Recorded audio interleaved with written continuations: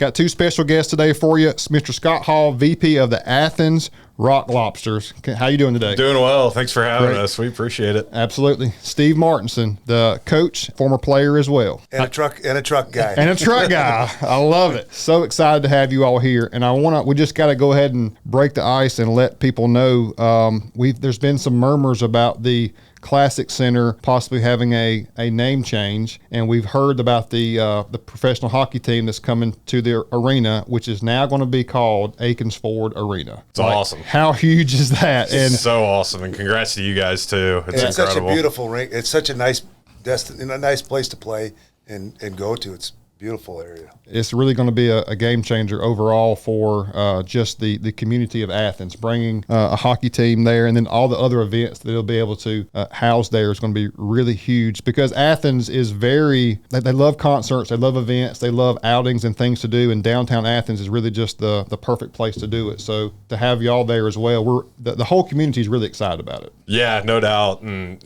Steve said about the arena, I mean, 5,500 for hockey.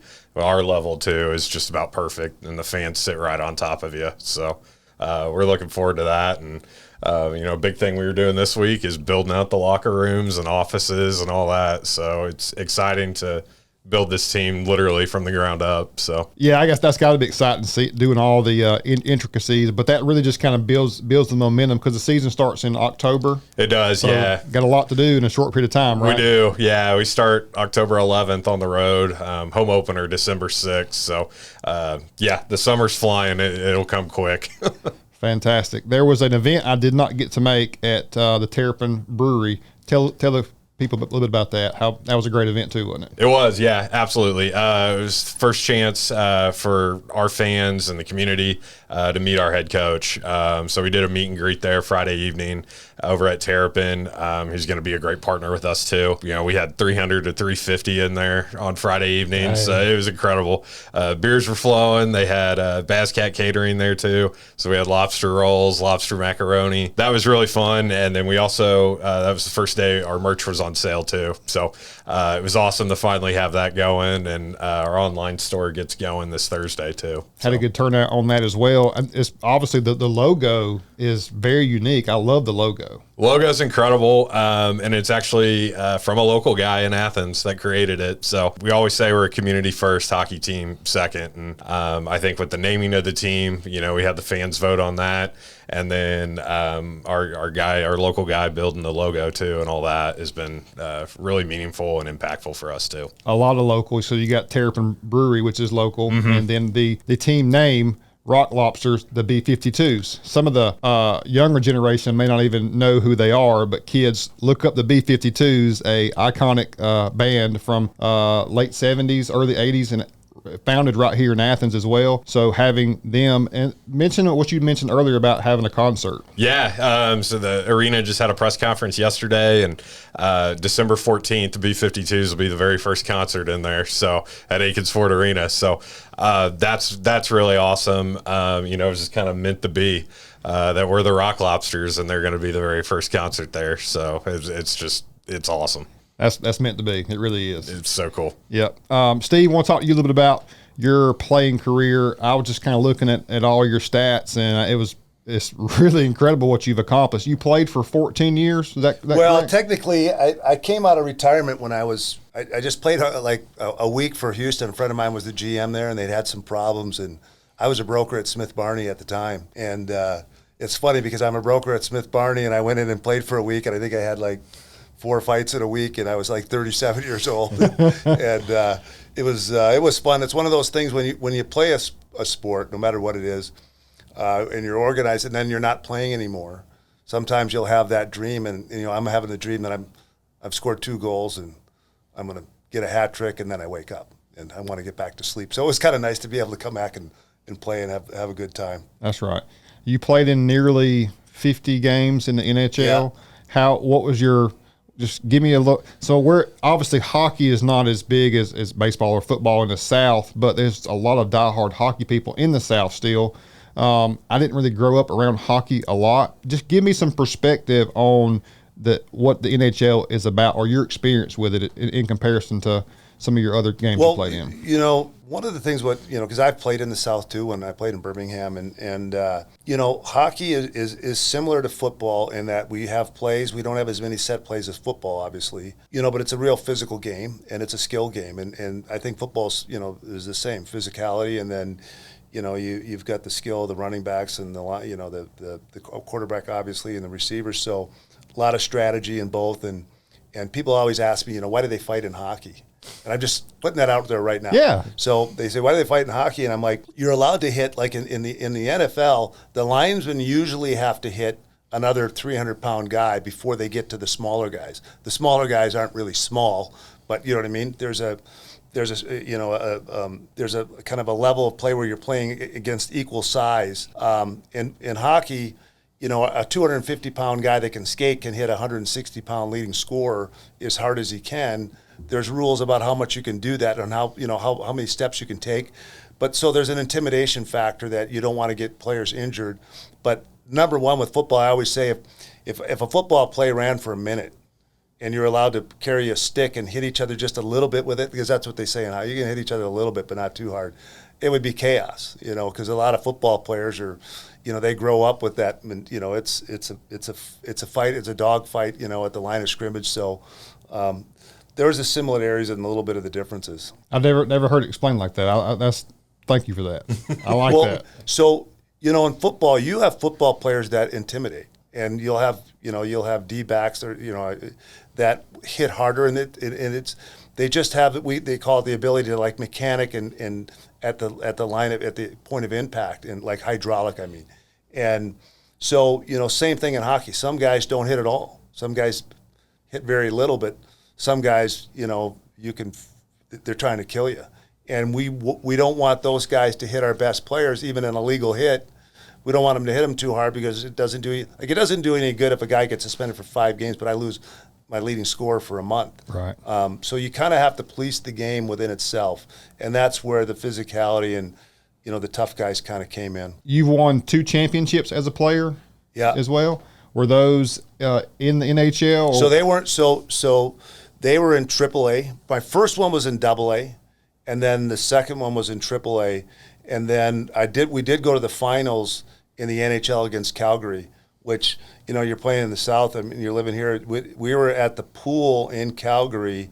I think it was like May, late May or middle of May, and it snowed one day. We were at the pool, and it was like 65 degrees out, which if you're up in Canada, 65 degrees would be like 85 here, in the mentality of a player. Right. So, and then the next day it snowed.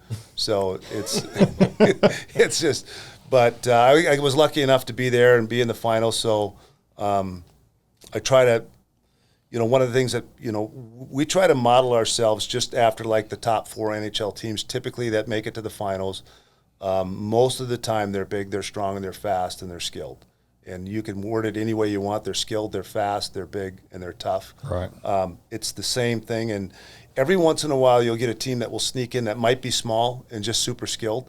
But that doesn't happen very often. It's typically the people that get the best mix of all those things, and that's the same style that we want to be. We want to be skilled, we want to be fast, but we also want to be big and tough. So you've got a little bit of mix in the size of the players, and in a perfect world, I always say, you want guys that can carry the water and guys that chop the wood, same people, but it's a balance, and because we have a salary cap, you can't get the perfect, you can't get 18 of the perfect players.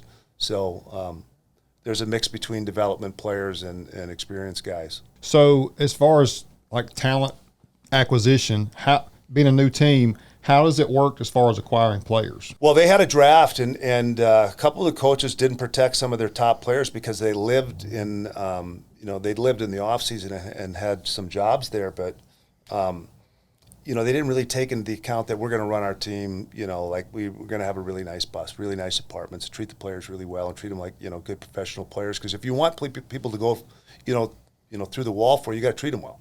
So we're gonna have a great place to play, and so some of the veteran guys that they didn't think would leave are already left. They don't know it, but they've already signed with us. So good.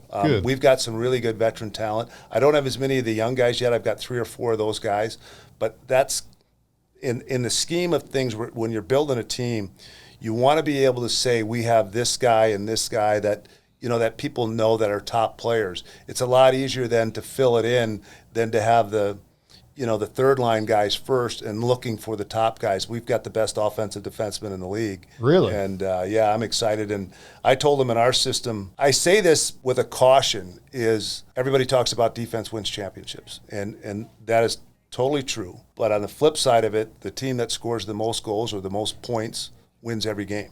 And so we want to play an offensive style.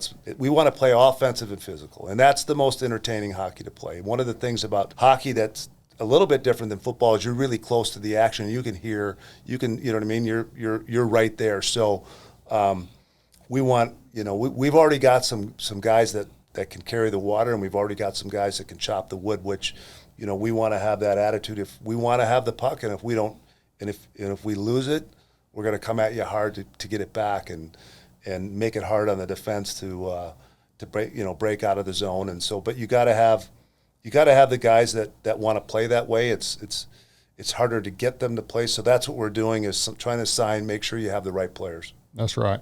Yeah, I've noticed in all sports, if you look at basketball, football, baseball, all those sports in the past 5-10 years have gone to more of a offensive game. So I see hockey doing the same thing as far as just scoring is more emphasis on that now than ever. Back in the day, it was more of a defensive game. The offense and everything's changing over the years. So good to hear that about. Well, and on that note, so when that started, they took out the red line and they moved the blue line out a little bit.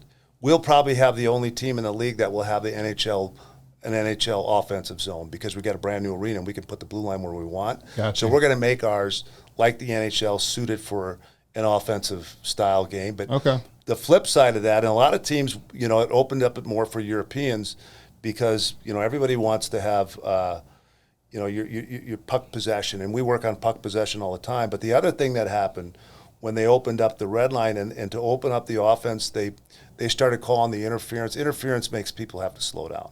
They started calling the hooking and the holding that in the old days you could get away with. So first year they did that, I had some killers that just loved to forecheck. They're like torpedoes, and you can't hold them up anymore. So we want to make it hard for defensemen to go back and get the puck, knowing that they're going to get hit. And they put rules in that make it a little bit harder. They'll blow the puck down out and offsides, where if you dump the puck in, and it just trying to eliminate the injury effect. And we're not trying to injure players, but we're trying to intimidate, make it so if you go get the puck, you're going to pay a price. I like it. Scott, Oklahoma State guy? I am, yes sir. I'm a Cowboy. Heck yeah, man. That's great. Were you always involved in loved hockey growing up as well, or were you a football guy at Oklahoma State, or what? Yeah, it's wild. I was actually a baseball guy. Okay. So I played 2 years in JUCO and KC, and then finished my last 2 years played baseball at OSU. So excellent. So yeah, I've kind of been all over. It's my 5th year in hockey, but I started in baseball right out of college. Worked for the minor league team in KC for 4 years, and then I was in St. Louis actually for soccer for 2, and then most recently I've been with the same company.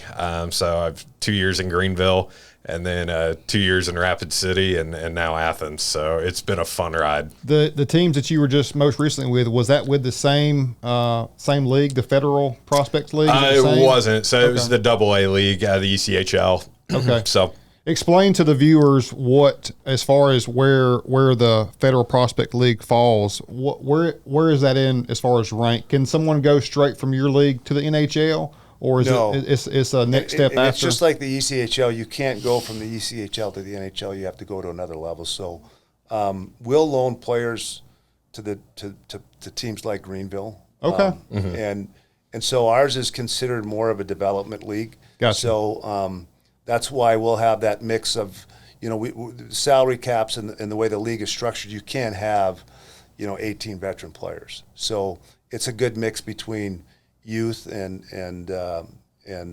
veteran play. And then, what we're trying to do is we're trying to put our team in with it's going to be the identity of the Rock Lobsters, not so much the Federal League. We want to have our identity is this is what we're at, and this is the league we're playing in. And they don't loan as many players as that we'll do, but we'll have a group of players that are good enough to be loaned, a group that would like to be loaned that they're probably not ready yet, and then veteran guys that every Saturday night everybody knows they're going to be in our lineup. Excellent. So I touched on some of your playing career, but I was most impressed. It may have be changed by now, but 1,123 wins, the most by a U.S.-born coach in professional hockey. Like, that's impressive. That's very impressive. We're lucky to have. Very impressive. Well, I always say I had a lot of good players. You know, Right. I mean, and you know, my job is to give them an environment that they can win in, and their job is to win. So, you know, I was lucky to have enough, you know, and that's one of the reasons I came to Athens. When you're recruiting at below the American League is all NHL signed contracted players, and they do have AHL contracted players, but most of the guys in the league are NHL contracted. And when you're recruiting here, the lifestyle, the city, the way you're going to treat them, the bus you're going to have, the apartments, all those things factor in. We want to try to help them get some internships because we don't play games during the week. The ECHL, that's the biggest difference between us and them. They play teams during the middle of the week, and a lot of the high-end clubs control that league, and so they might have really good attendance on a Wednesday night. Most of the team doesn't.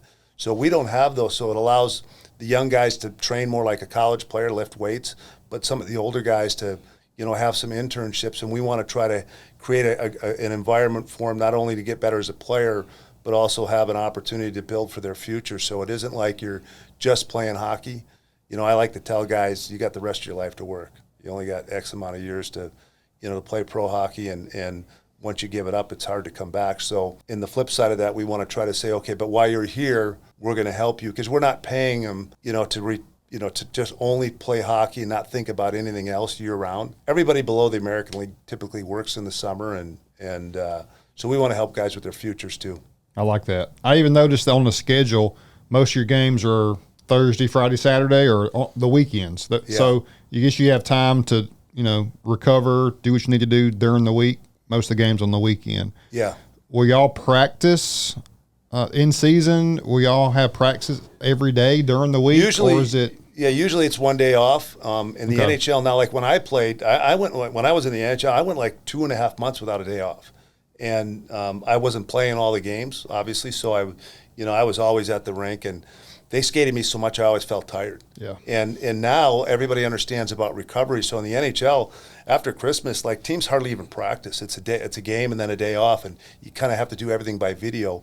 Ours is different than that in that, you know, we have all week to work on different things. So it'll be for sure a day off at the beginning, but during the season later on, there'll be like 2 days off or a gym day, and, you know, or something else to kind of mix it up. Because if you do 4 practices a week for 6 months is a lot of practices. All that stuff has definitely changed over time of people just realizing recovery process and total output. 10 championships as a coach as well, right? 10?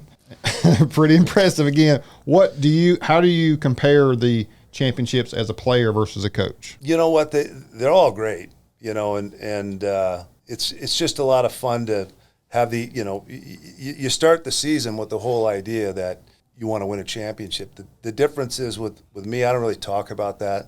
You don't really talk about winning a championship. This is what we talk about, the building blocks to win games. And you really want to set up yourself to winning games, and then continue that through the playoffs.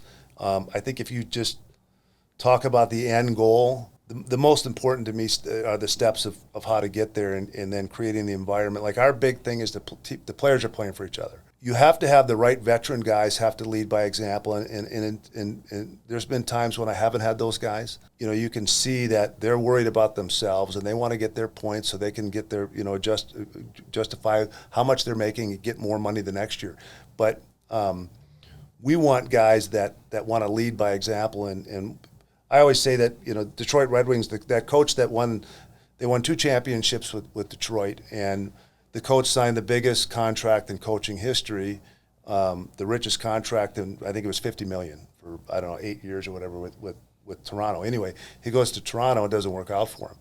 And that's the reality. I get to be the GM and sign the players, and I know that your best chance for success has the players that lead by example. And the players win the championship. If you don't have the right guys, it's hard to talk about the rest of it. So when Detroit won it, Lidstrom was their captain. He finished plus 450 over his entire career, and that's playing against the league's best players.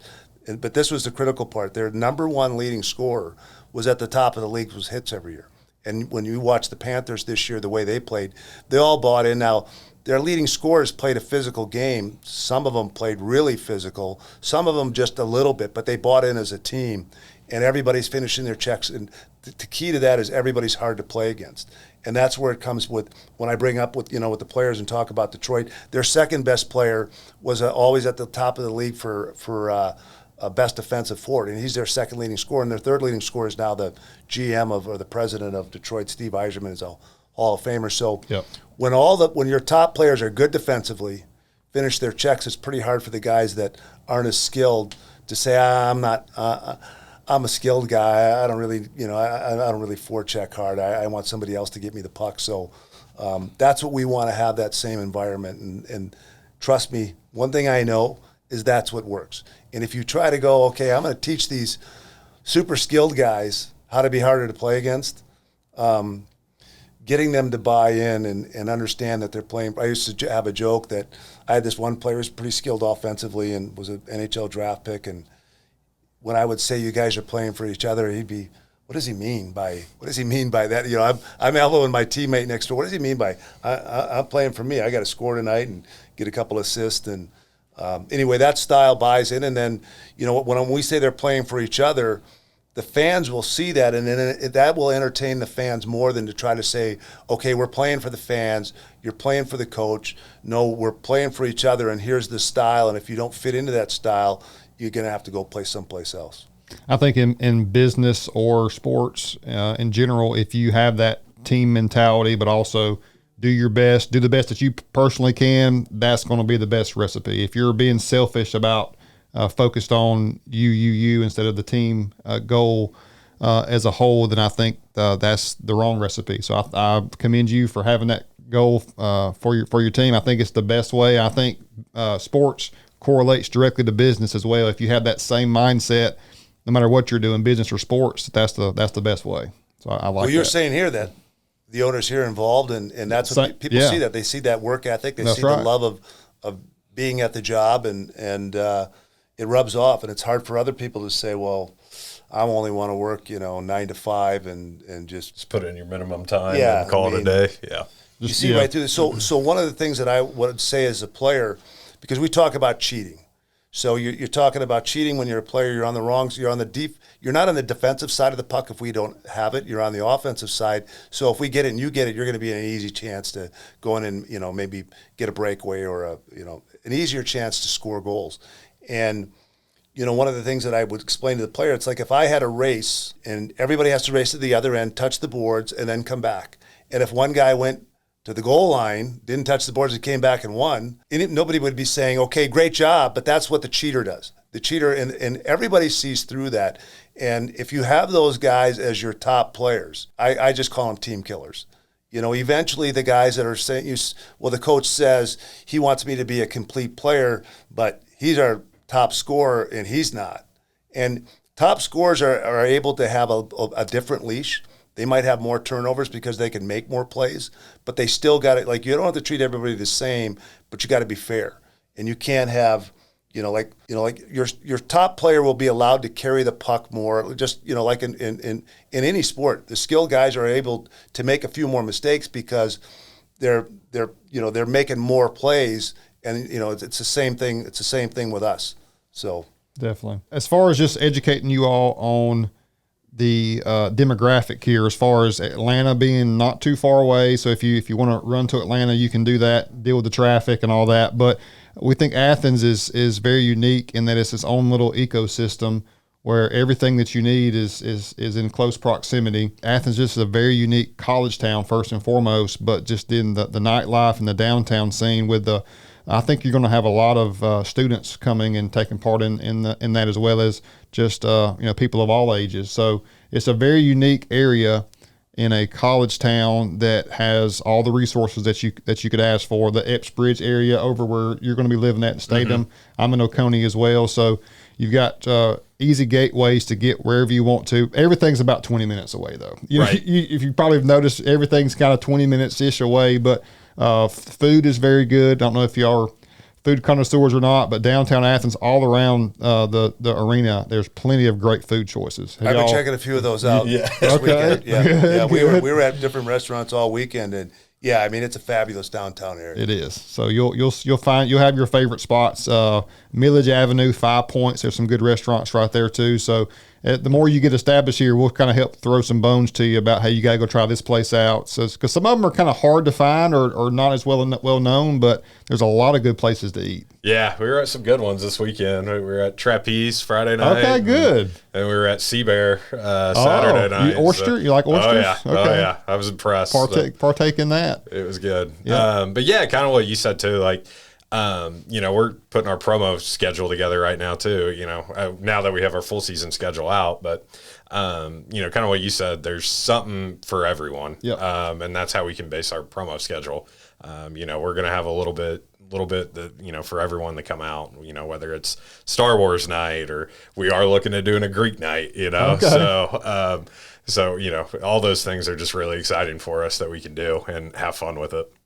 We may have to have a Raptor night. Oh, there we go. Here we go. There we go. Here we go. So, Steve, you mentioned you're a truck guy. So, elaborate on that a little bit. You love trucks. Always love trucks. Well, I mean, you love boats too, right? I have boats. I live on a river, so I've got 3 boats. So I have to have a truck to pull the boat. So yeah, I've been driving a truck for years and probably about 15 years now. So I'm gonna be checking this out. I'm probably going to be due for a change sometime while I'm here. So I'll be poking around here a little bit. And we know a guy. We know a guy. He's probably already been thinking about that for you. My brother has a roofing business, and he bought a brand new Chevy and was treated. It was a Denali because he's like, this is my office. I'm in this all the time. And, yep.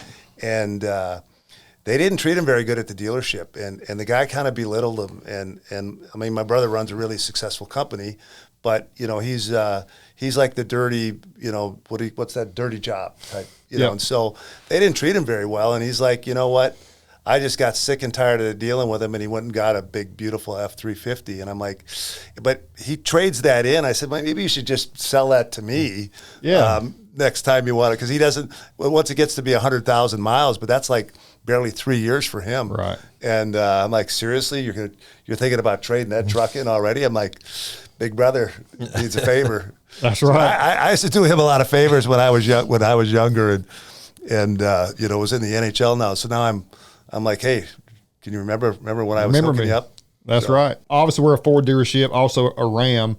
On my accessory end, we deal with all makes and models. And I was a Chevrolet guy growing up, and I really just appreciate how all the brands are just trying to one-up each other. They're all trying to put the best product out, so that helps us consumers. So I'm not the one that's going to knock a Chevy just because we're a Ford dealership there. They all make good vehicles, but I am partial to the Ford trucks for sure. I think from a power and comfort standpoint, they're kind of ahead of the curve slightly right now. And we'll get to show you all that later down the road also. Well, I got a Texas Chevy, so I understand exactly what you're saying. But it's hard to not be thinking about Ford when you walk into this office. No kidding. We got to get you to Ford. We got to look at the cars this 2013 Mustang out here looks like it's brand. I thought it was brand new. Immaculate shape. Yeah. I mean, whoever had that car didn't take it out very often. They didn't. We get some very unique trade-ins here. We see a little bit of everything, and getting you in a Ford will be priority one. And I think you'll really appreciate and enjoy it. It's got nothing but benefits. My son and I race ATVs, and we travel all over the East Coast racing, pulling toy haulers and whatnot. So I'm in a diesel truck right now, and it's been a pleasure. I love the Raptors also. To me, it's like one of the best daily driving vehicles. So we look forward to educating and helping you all with the Ford vehicles in the future. Well, it's funny you mentioned, because so in northern Illinois, where we live on a river, we have like an 8-acre. They call it an island, but you can drive on it. We've got to drive on it. And it's surrounded by a canal that comes into the houses and then the river.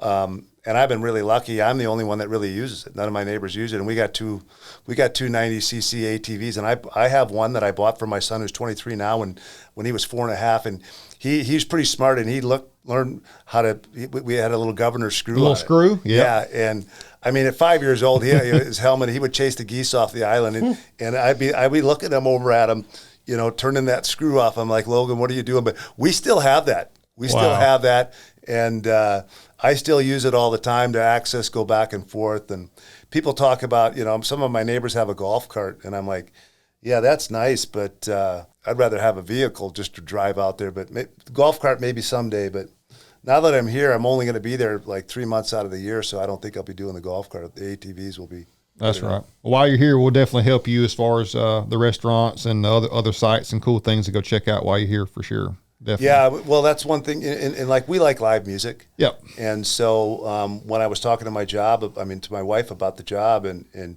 she runs a team store and merchandising. So I would when I first got the call, I was like, yeah, my wife ran the store, and they were first like, okay, well, whatever. And then I got a call back a few more days, and I think they did a little background check in her, and she's the master of she likes to sell. She is. No lie about that. Yeah. So anyway, but we don't have kids here now, and our kids are in college, and so we finally have a chance to go out and do something, because my kids play AAA hockey. So I was always, when I was at the rink 24/7, it seemed like, which no problem for me. But now we have the time to get around, and I had some other opportunities to go to some other teams, and I was just like, this town of Athens, and having a brand new rink, and then the other thing is being in at the ground floor, and like it's kind of cool. You get to be involved in designing the locker room and hiring the hockey staff, and I like to kind of have control about certain things with the hockey team. So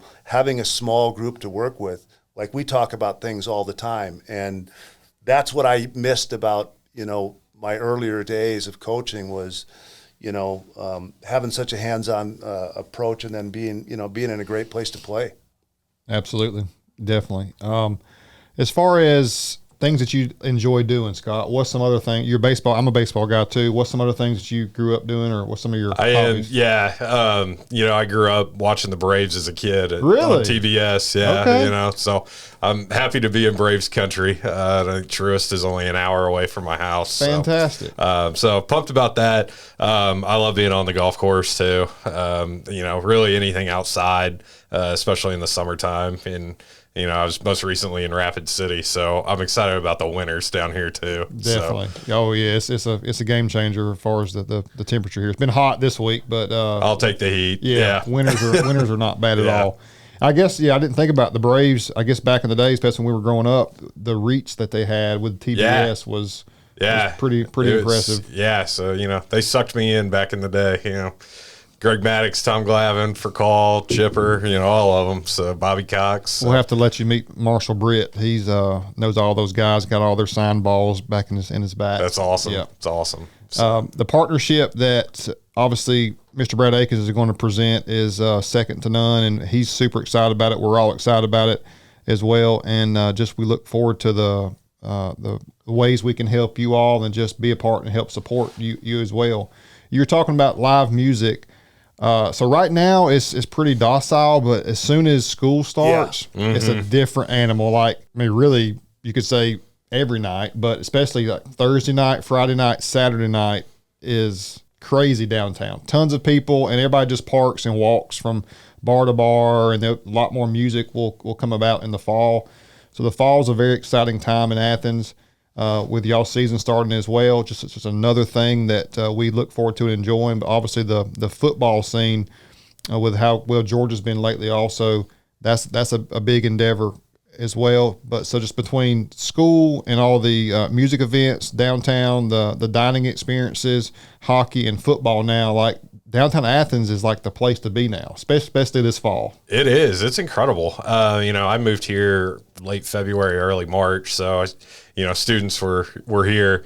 But even even with school being out, like downtown still is bustling, nothing like what it's going to be here in a couple months. But that's right. And the Steve's point too, with the live music, that's a big thing that, we want to utilize the new rink.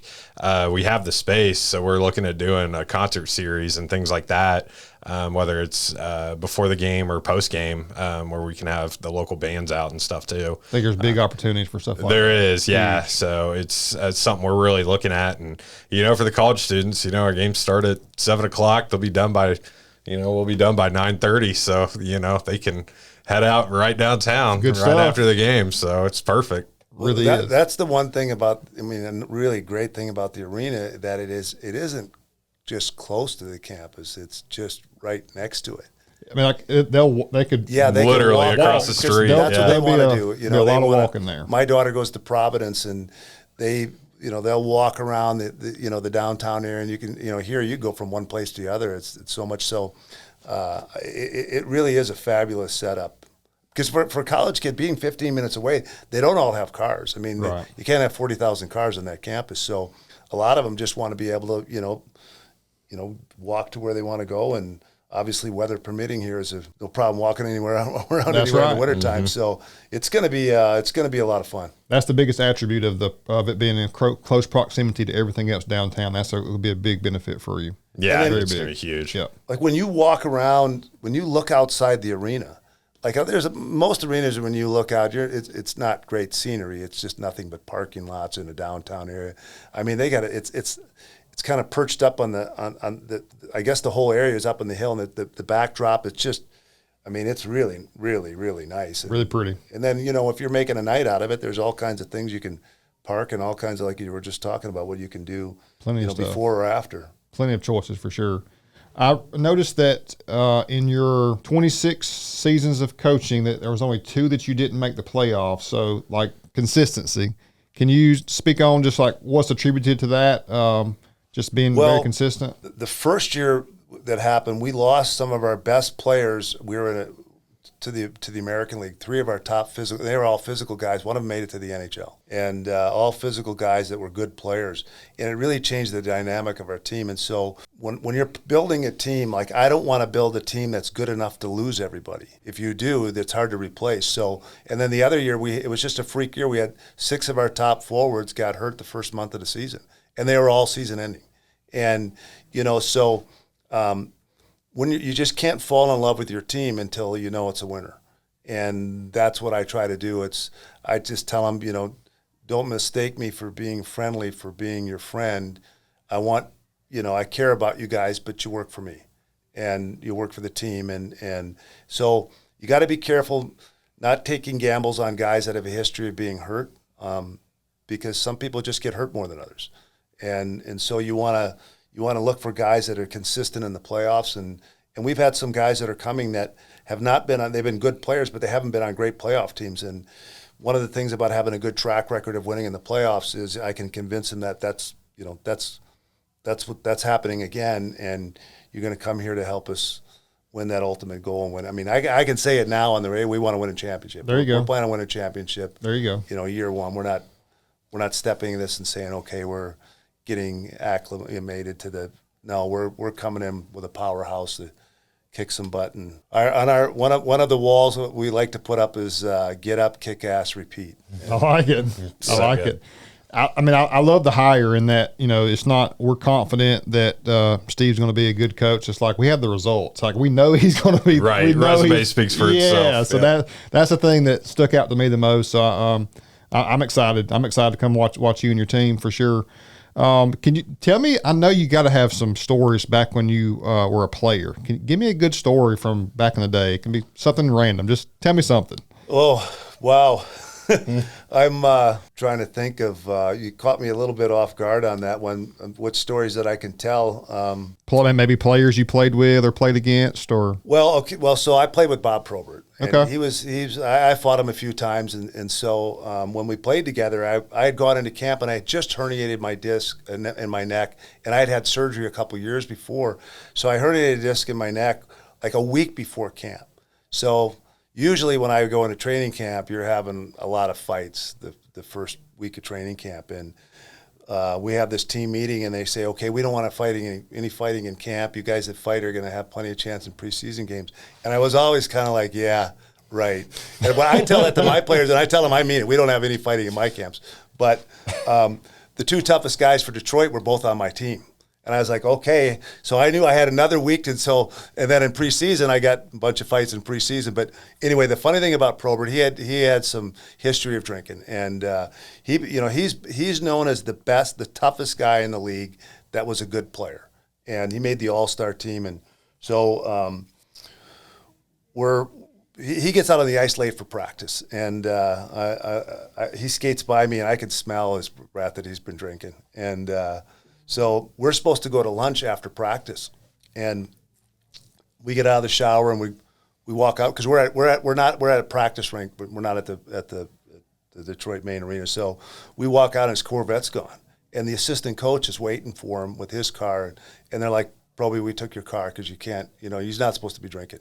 And they were on Antabuse at the time as a little pill that I don't know if they still have that, but it's a pill you took that if you mix it with alcohol, you get sick. And so we go to lunch, and Colin Campbell, his job was to make sure that Proby took the Antabuse pill every day. So he's like, okay, tell me how you're doing it, because I've been watching you take this pill.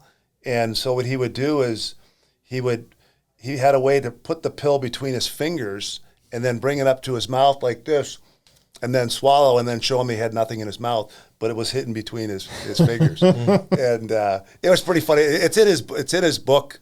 They did a book about him, but there's a thing on TV about gladiators, about hockey, and that was in there a little bit. It was pretty funny. But and then when he went to the All-Star game, I told him, I said, Proby, whatever you do, just wait till all the guys are gone before you go in the shower, and don't take off your shirt until everybody's out of the locker room, because they're going to go back and tell their tough guys that you're really not very strong. and he was one of those guys, though, that was like farmer strong. He didn't look like, right. He didn't have it. He had just unbelievable, just natural. And that's the biggest thing about when you make it to that level. If you're like me, I was a free agent.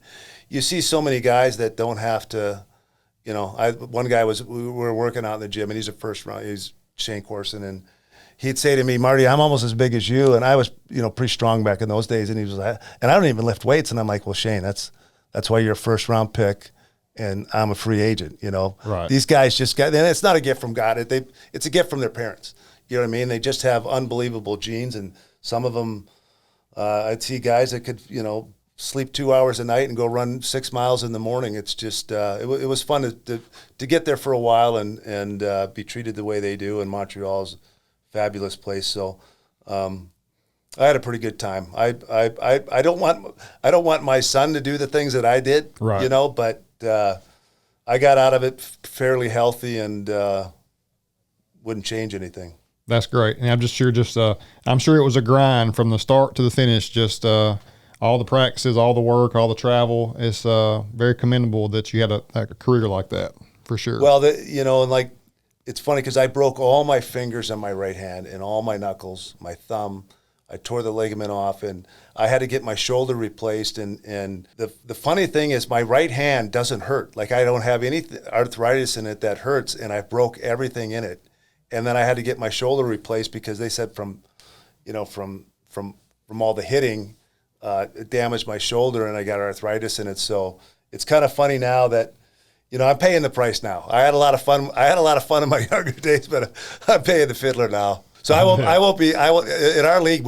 I joked about it that if I have a problem with the coach, in our league, the coach can play one game. I'm like, God, if I have a problem with the coach, I can say, hey, you're suiting up next game. That'd be incredible. We're gonna go. That'd be incredible. I'd love to see that, man. I've had a lot of times back in the day, I'd be, man, I'd love to use this right now, but we'll see. So this is the first time that I've met Scott and Steve, and they had the pleasure to sit down and chat with them, and I really appreciate that. I know y'all are very busy with your schedules, and I saw Mr. Brad Akins walk by a minute ago, so we want to let you see him before you go as well. But coming down and spending some time with me was really great. I really appreciate it so much. No, thank you. It's incredible. the support of the community and obviously us here at Akins is going to be there. So we'll make sure that we do our part. And I know that it's going to be a big thing for the Athens area, and just really excited to get the season started and see y'all out there. And I just want to say one thing. Like, I've been to, a lot of pro teams we were involved with dealerships. I've never seen a dealership like this.